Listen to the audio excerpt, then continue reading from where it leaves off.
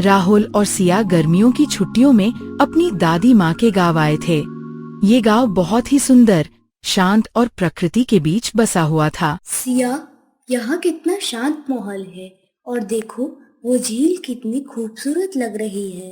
लेकिन दादी माँ ने कहा था कि उस झील के पास नहीं जाना है। उस झील के पास कोई नहीं जाता बच्चों, वो नीली झील है और कहते हैं वहाँ एक आत्मा रहती है।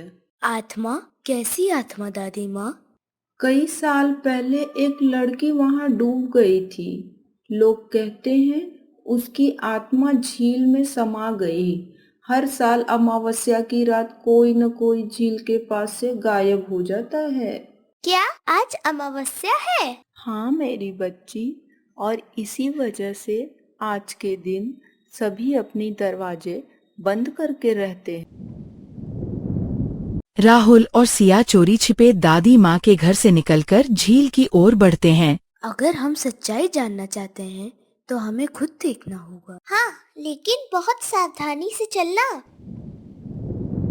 जैसे ही वे झील के पास पहुँचते हैं, नीले पानी में हलचल होती है और एक धुंधली आकृति उभरती है।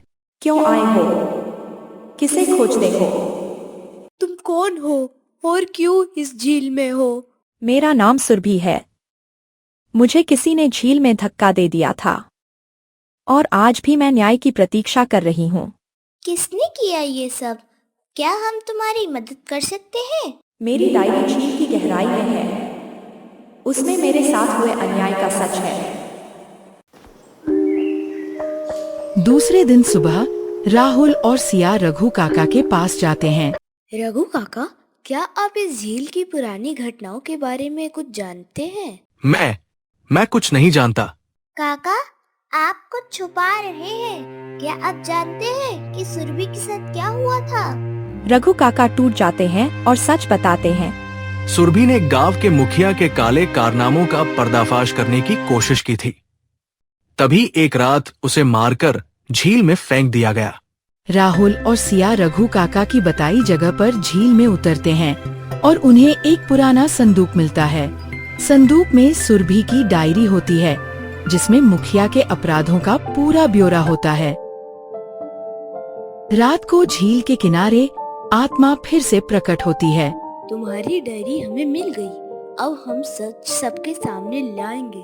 धन्यवाद बच्चों। अब मेरी आत्मा को शांति मिलेगी।